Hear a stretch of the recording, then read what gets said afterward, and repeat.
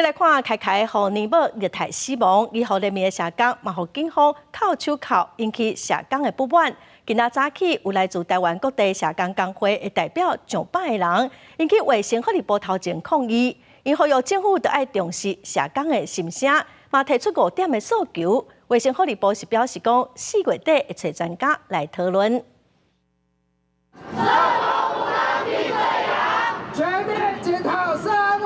大社会口号以行动剧凸显基层社工家庭访视的时阵拄到的各种困难，便若出代志，就要面对社会大众的责备，将基本各项当作犯人扣手铐，互社工是感觉真庆幸。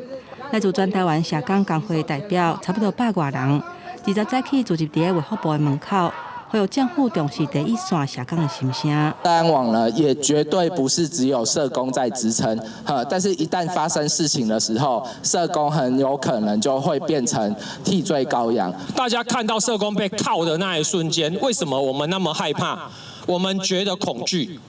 我们觉得受伤，因为很可能下一个就会是我们。社工团体表示，社安网不是万灵丹，要防止儿童虐待事件再发生。政府应该全面检讨社会问题，而且提出5大诉求，包括莫把社安网变作是社工安全网。卫福部应该重新召开检讨会议，收回要求社工提悬访视的频率，落实社工薪水的制度，重视社工工作量甲量能，协助减轻因工课负担。工会提出蛮多诉求的，那这个部分有些可能我们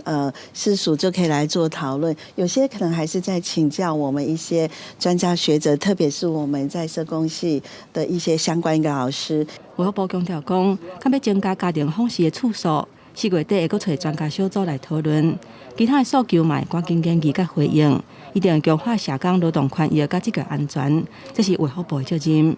记者综合报道。